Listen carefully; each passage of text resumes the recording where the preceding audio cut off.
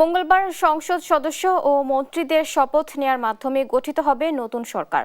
নতুন সরকারের কাছে জনগণের রয়েছে নানা প্রত্যাশা।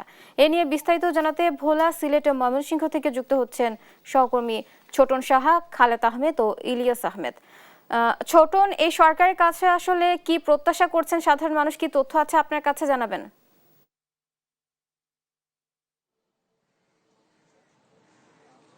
বুবলি, আপনি যেমনটি বলছিলেন, নতুন সরকারের কাছে ভোলাবাসীর অনেক প্রত্যাশা রয়েছে। আমরা জনসাধারণের সাথে কথা বলেছি, তারা যে বিষয়গুলো বলছিলেন যে স্বাধীনতার পরবর্তী সময়ে ভোলায় যে পরিমাণ উন্নয়ন হয়েছে সেটি আসলে উল্লেখযোগ্য নয়। ভোলার মানুষ কিন্তু গত 2 বছর ধরেই কিন্তু 5টি দাবি নিয়ে আন্দোলন করে আসছিল, যার পরিপ্রেক্ষিতে সেটি এখনো বাস্তবায়ন হয়নি। বিশেষ করে ভোলা বরিশাল সেতু, মেডিকেল কলেজ, গ্যাসের ব্যবহার সহ 5টি দাবি রয়েছে। একই সাথে নদী ভাঙ্গন রোধের দাবিও কিন্তু তাদের রয়েছে, কিন্তু সেটি পূরণ হয়নি।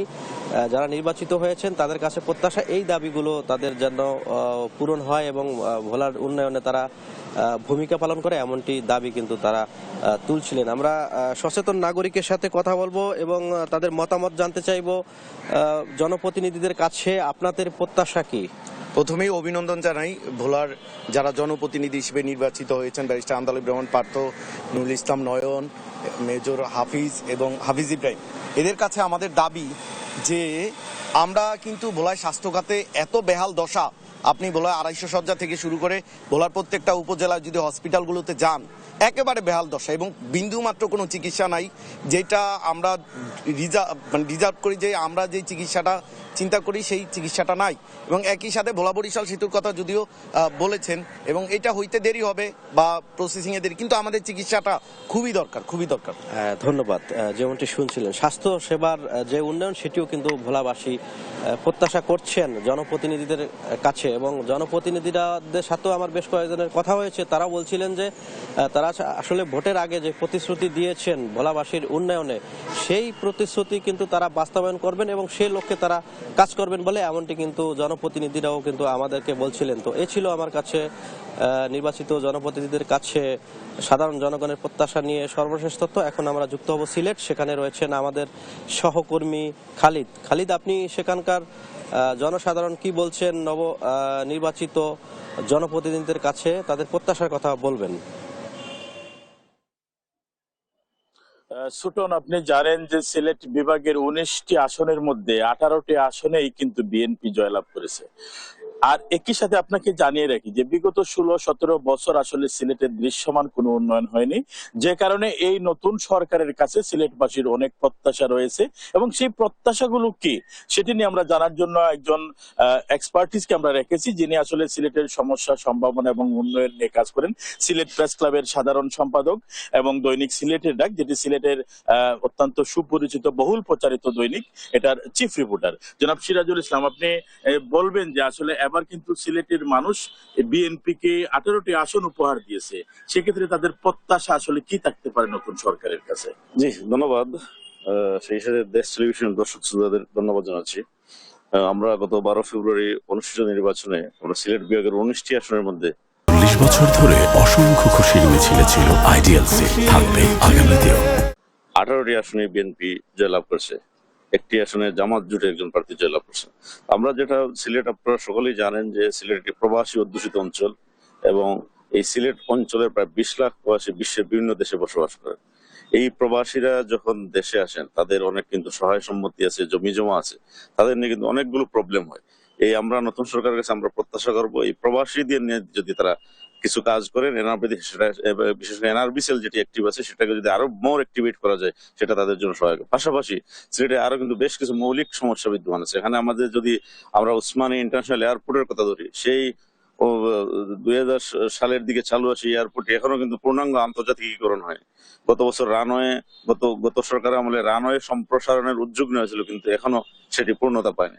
পাশাপাশি আমাদের স্বাস্থ্য ক্ষেত্রে একটা বিশাল সমস্যা রয়েছে, বিশেষ করে সিলেট মেডিকেল বিশ্ববিদ্যালয়, যেটি বিগত সরকার আমলে উদ্যোগ নেওয়া ছিল, কিন্তু সেটার জমি অধিগ্রহণ হয়েছে এই গত মাত্র 5-6 মাস আগে। তো এই যে একটি অবস্থা স্বাস্থ্য খাতে, এবং আপনারা জানেন যে সিলেটের সবচেয়ে একটি বড় হাসপাতাল হচ্ছে উসমানী মেডিকেল কলেজ হাসপাতাল, সেই হাসপাতালে গিয়ে কিন্তু আমাদের লোকজন, পাশাপাশি আমাদের শিক্ষা খাতেও আরো কিছু বেশ সিলেট একসময় সিলেটের যে শিক্ষা খাতে যে যে সিলেটের যে অর্জন ছিল সেই অর্জনটি ক্রমশ ম্লান হতে যাচ্ছে। শিক্ষা খাতে নতুন সরকারকে কিন্তু বেশ কিছু পদক্ষেপ নিতে হবে।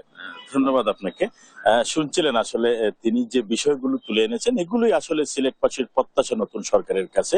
তো সিলেট থেকে এই ছিল সর্বশেষ। এখন আমরা চলে যাব ময়মনসিংহে, সেখানে রয়েছেন সহকর্মী ইলিয়াস। ইলিয়াস, জানাবেন সেখানকার মানুষের প্রত্যাশা নিয়ে।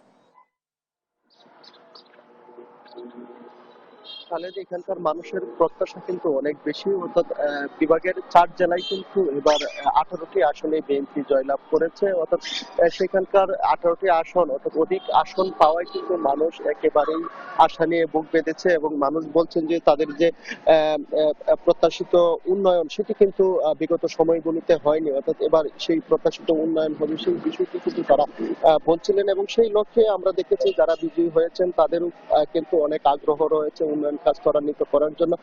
বিশেষ করে ময়মনসিংহের যে বড় বড় প্রকল্পগুলো রয়েছে যেগুলো ধীরগতিতে চলছে সেইগুলোর দিকে যদি নতুন সরকার একটু দৃষ্টি দেয় তাহলেই কিন্তু সেগুলো বাস্তবায়ন হলেই মানুষের যে আশা আকাঙ্ক্ষার জায়গাটুকু রয়েছে সেটি কিন্তু অনেকটাই প্রতিফলিত হবে, সেই বিষয়টি কিন্তু লক্ষ্য করা যাচ্ছে। অর্থাৎ আমরা যদি একজন নাগরিক নেতা রয়েছে সমাজ রূপান্তর সাংস্কৃতিক সংঘের সভাপতি ইমতিয়াজ আহমেদ, জানতে চাই মানুষের আসলে নতুন সরকারকে ঘিরে প্রত্যাশাটা কেমন, আপনি কি মনে করেন আসলে নতুন সরকারের কাছে সেটা চ্যালেঞ্জ হবে কিনা?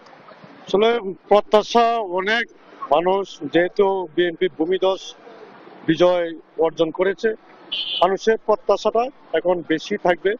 আর আমাদের এই ময়মনসিংহ অঞ্চলে উন্নয়নের অনেক ঘাটতি রয়েছে, এখানে আমাদের প্রয়োজন বেকার সমস্যা লাঘব করা, আইন শৃঙ্খলা পরিস্থিতি স্থিতিশীল রাখা, মাদক মুক্ত সমাজ গড়া, এই যে বিষয়গুলো, আর আমাদের ময়মনসিংহ শহরে যে যানজট রয়েছে সেগুলো নিরসন করা, এগুলো একান্ত প্রয়োজন। আমরা আশা করি সেগুলো হবে। আর আমাদের যে মেগা প্রকল্পগুলো রয়েছে, আমাদের আইটি পার্ক রয়েছে, আমাদের যেগুলো হওয়ার কথা এগুলো যাতে অতি সত্বর ওই হয়, আমরা সেই দাবিগুলো রাখছি, আশা করছি। তিনি বলছিলেন যে ময়মনসিংহের যে অনেক সমস্যাগুলো রয়েছে অর্থাৎ বিভাগীয় শহর হওয়ার পরেও কিন্তু আমরা দেখেছি যে যানজট, সেই যানজটে কিন্তু সাধারণ মানুষ নাকান একেবারেই, অর্থাৎ আর মেগা প্রকল্পের যে কাজগুলো রয়েছে সেটি যদি ত্বরান্বিত হয় তাহলে এই এলাকার মানুষের যে প্রত্যাশার জায়গাটুকু সেটি কিন্তু শতভাগ পূরণ হবে, সেই বিষয়টি কিন্তু নাগরিক নেতৃবৃন্দ সহ সাধারণ মানুষের দাবি। এই ছিল আমার কাছে ময়মনসিংহ থেকে সর্বশেষ।